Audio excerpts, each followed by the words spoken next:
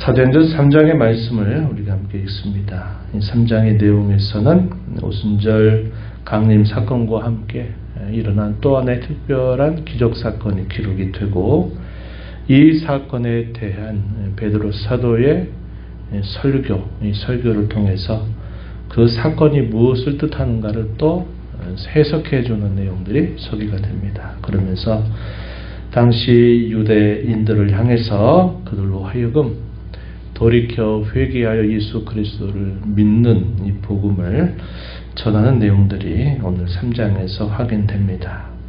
1절로부터 10절에 이르는 내용에서는 사건에 대한 기록이죠. 우리 너무나 잘 알고 있는 사건입니다. 성전 미문에서 항상 사람들의 도움을 간청했던 그 사람을 베드로와 요한이 만나면서 그 사람이 예수 그리스도의 이름으로 치유함을 받고 새 삶을 시작하게 되는 이야기와, 그 사람을 알고 있는 모든 사람들이 이로 인해 깜짝 놀라게 되면서 사람들이 많이 모이게 됩니다. 그래서 솔로몬 행각, 이 성전의 옆에 붙어있는 행각에 사람들이 많이 모였을 때 그 사람들이 도대체 이게 무슨 일이냐 하면서 모여들었을 때 그들을 향해서 이 일이 무슨 일로 일어났는지 이것을 베드로 사도가 설명한 내용들이 소개됩니다. 규율 있는 기도 생활을 통해서 그들이 때가 되면 기도하는 습관을 따라서 그들이 기도하는 일에 힘을 기울입니다.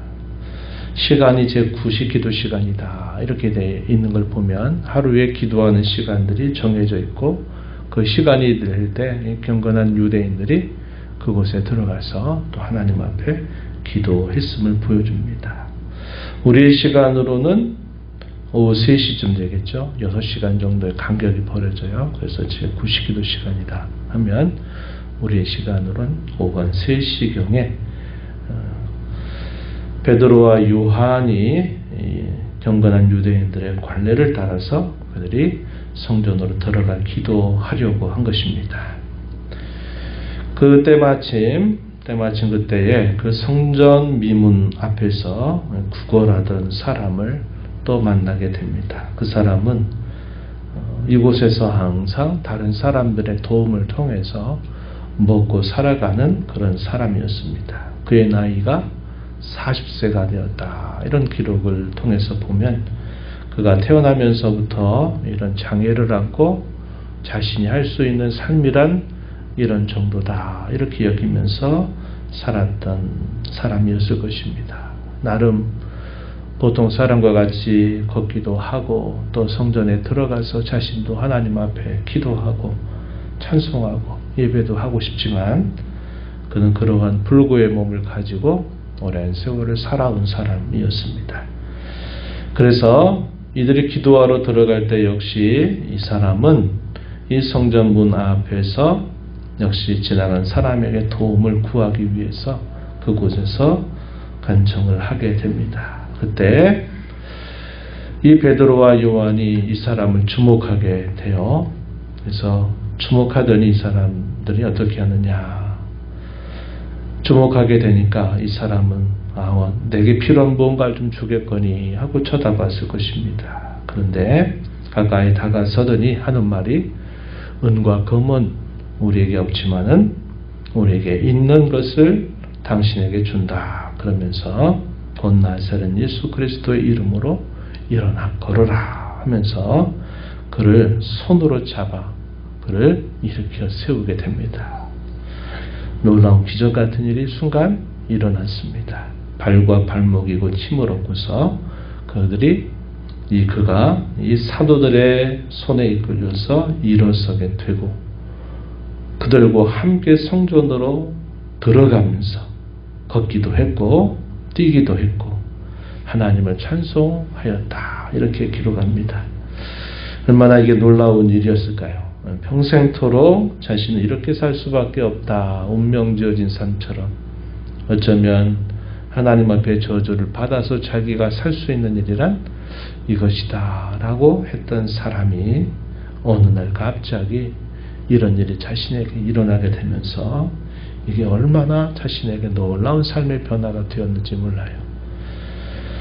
그가 그 일을 통해서 결국 한 일은 하나님을 찬송하였다. 하나님께서 나에게 이러한 새로운 삶을 살게 하셨다 하는 것을 기뻐하면서 영광을 하나님께 돌리게 된 것입니다. 자신에게도 너무나 놀랍지만 이 사람을 평상시부터 지켜봤던 사람들은 정말 많이 놀랍니다. 그래서 10절에 보면 뭐라고 표현되냐면 심히 놀랍게 여기며 놀라니라 이렇게 표현되어 있습니다. 이 놀라운 이들의 반응은 마치 바로 얼마 전에 오순절 날 일어났던 120명의 신자들이 각 나라의 말을 따라 하나님의 큰 일을 말하는 그 모습을 보면서 놀랐던 그런 놀라움과 비슷합니다. 심히 더 놀란 것입니다. 이게 도대체 무슨 일이냐? 어떻게 이런 일이 일어날 수 있단 말이냐? 사람들이 놀란 것입니다. 그래가지고 이 사건이 사람들의 입에 소문을 더해서 많은 사람들에게 이 사실이 알려집니다. 그 사람은 사실은 골치 아픈 사람으로 많이 알려져 있는 사람일 겁니다. 저쪽에 가면 또 그 사람이 도와달라고 또 하겠지 하는 것으로 잘 알려져 있는 사람이었어요. 근데 그 사람이 성전 안에 들어갔다 하는 것과 걷고 뛰기도 했다고 하는 이 사실이 알려지면서 보통 사람들은 이런 일들을 통해서 어떻게 하느냐? 하나님께 영광을 돌립니다. 하나님께서 저 저주 같은 삶을 사는 사람에게 이런 놀라운 일을 행해 주셨다 하면서 보통 사람들은 하나님께 영광을 돌리죠.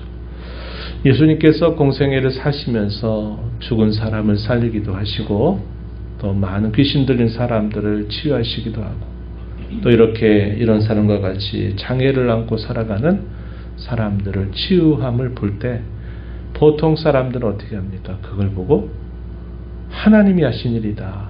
이렇게 하면서 하나님께 영광을 돌렸어요. 유독 이런 일에 반대를 가진 사람들이 누구였습니까? 종교 지도자들입니다. 말씀을 안다고 하는 사람들, 말씀을 가르치는 사람들은 오히려 그걸 보고 속이 꼬여가지고 그걸 통해서 오히려 하나님의 이름을 더럽히는 일을 했던 것입니다. 일반 사람들은 하나님께 하신 일인 줄 알고 기뻐하는 겁니다.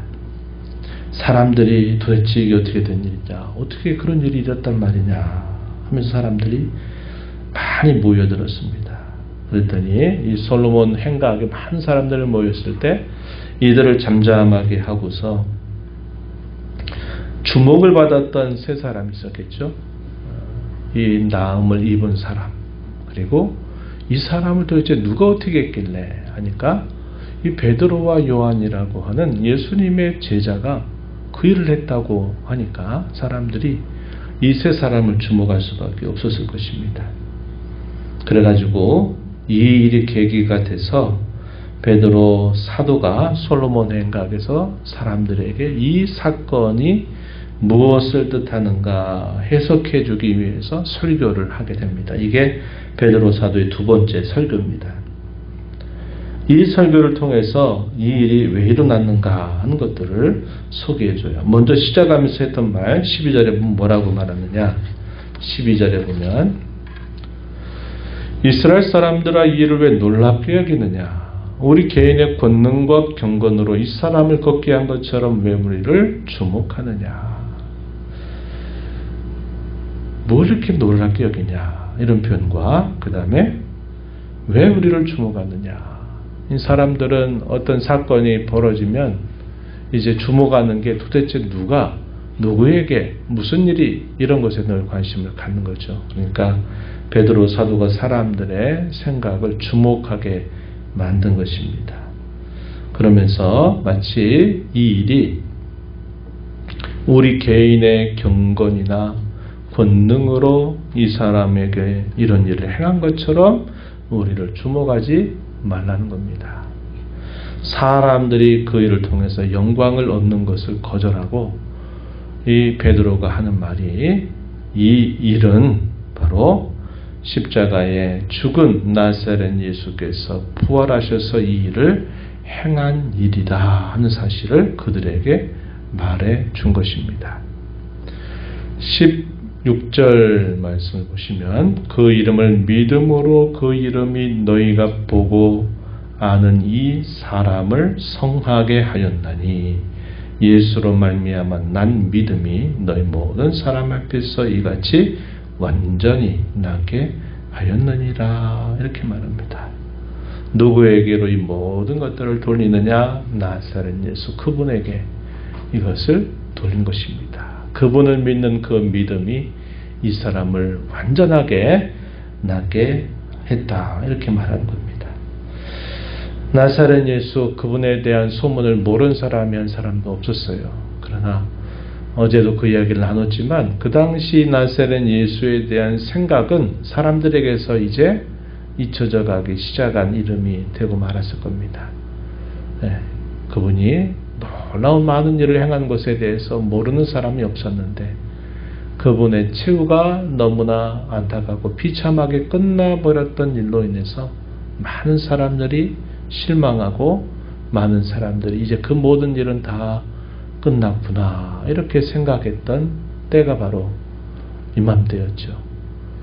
그분이 하나님께서 약속하셨던 메시아로 오셔서 뭔가 크고 놀라운 일을 이루실 줄 알았는데 그분을 향해서 가졌던 모든 기대는 그의 죽음과 함께 모든 것들이 다 끝나버렸다. 그리고 제자들이 그의 시신을 가져가고서 살아났다라고 하는 소문이 간간히 들긴 하지만 사람들의 생각 속에는 이 나사렛 예수 그분은 잊혀져 가고 있는 상황이었다는 겁니다. 그런데 베드로가 갑자기 나면서부터 걷지 못하던 이 사람이 낫게 된 이 일을 행해 주신 분이 바로 그 나사렛 예수 그가 이 사람을 온전하게 낫게 했다 이렇게 말하니까 사람들이 깜짝 놀라게 된 것입니다. 그래서 이들에게 복음을 전하는 것입니다. 이 일은 하나님께서 그종 예수를 영어롭게 하신 사건이다. 먼저 이렇게 말했습니다. 13절 앞부분에서 15절까지. 그러면서 그들의 잘못에 대해서 책망하는 말씀을 전하죠.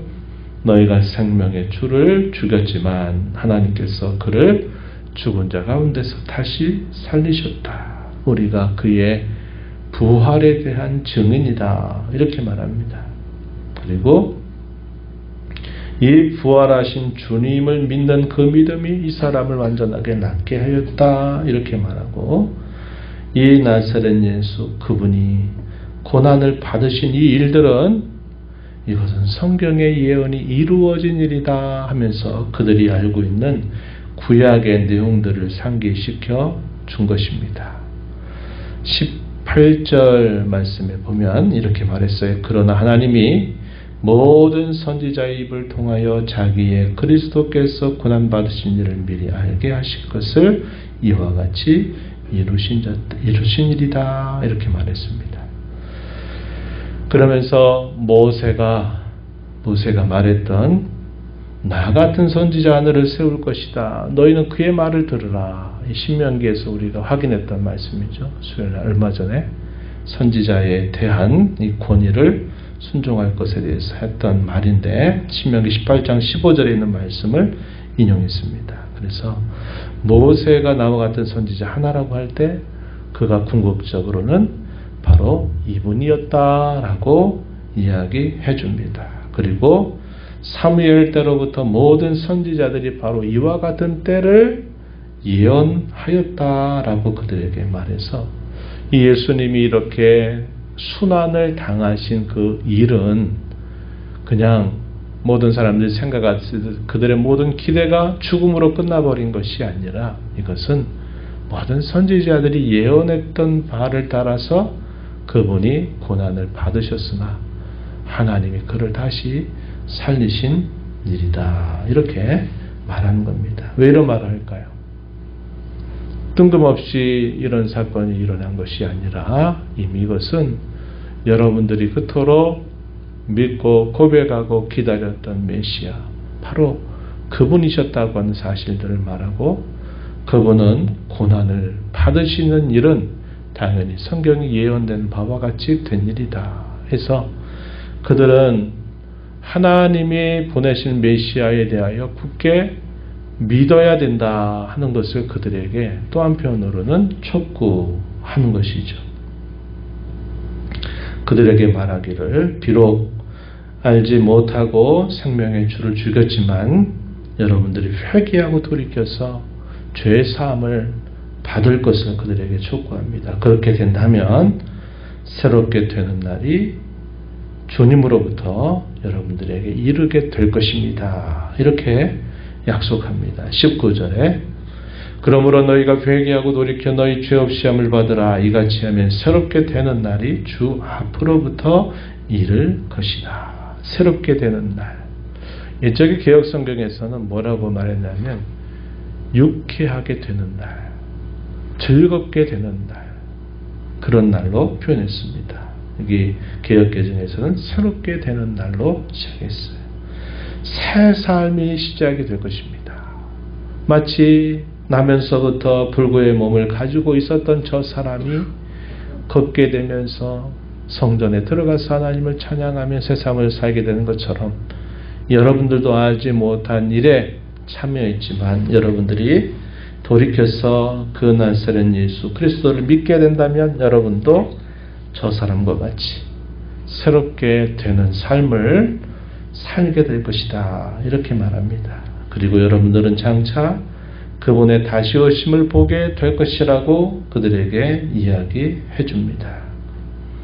너희를 위하여 예정하신 그리스도 곧 예수를 보내실 것이다. 이렇게 말했고, 그분은 지금은 만유를 회복하실 때까지 하늘이 받아들이라. 이 말은 천상에서 계신 그리스도이심을 밝혀주고 있다는 겁니다. 하늘에 계시지만 그분은 여전히 우리 곁에서 살아서 병든 자를 치유하신다. 그분이 이 땅에 몸으로 계실 동안에 행하셨던 그 기적 같은 일, 그 일이 비록 그분이 지금은 하늘에 계셔도 우리가 믿게 될 때 그분은 여전히 우리 곁에 계셔서 이런 놀라운 일을 행해 주신다 하는 사실을 말합니다. 그러면서 모세의 예언과 모든 선지자들의 예언대로 오신 그리스도, 그분이 나사렛 예수시니 유대인 여러분들은 마땅히 그 메시아를 믿는 그 신앙에 따라서 이 나사렛 예수를 믿어야 된다. 이 사실을 설교의 결론으로 이야기하게 된 것입니다. 이 베드로 사도의 두 번째 설교도 바로 이 사건에 대한 해석을 통해서 바로 그들에게 예수 그리스도의 죽음과 부활, 그분이 살아계신 주님이심을 그들에게 확증하고 믿기를 촉구하는 내용을 담고 있습니다. 오늘 이 말씀을 통해서 우리가 확인하게 되는 몇 가지 교훈이 있어요. 그것은 이 나면서부터 자기에게 필요한 건 오직 사람들이 주는 몇 푼의 돈으로 그걸 받아서 또 자기의 먹을 거리를 사고 자기의 최소한의 삶을 유지해야 된다라고 생각했던 이 사람에게 이 베드로와 요한은 뭘 그들에게 말합니까? 은과 금은 내게 없지만 내게 있는 것으로 내게 주노니 나사렛 예수 그리스도의 이름으로 일어나 걸으라. 뭘 준 겁니까? 나사렛 예수 그리스도, 그분이 우리의 삶의 모든 필요를 채우시는 분이다. 그분만으로 우리는 충분하다 하는 사실을 이 사람에게 깨우쳐 준 것처럼 우리가 살아가는 삶에 있어서도 그리스도만으로 우리가 충분한 줄 여기면서 우리 신앙의 걸음을 걸어가자고 하는 것이고요.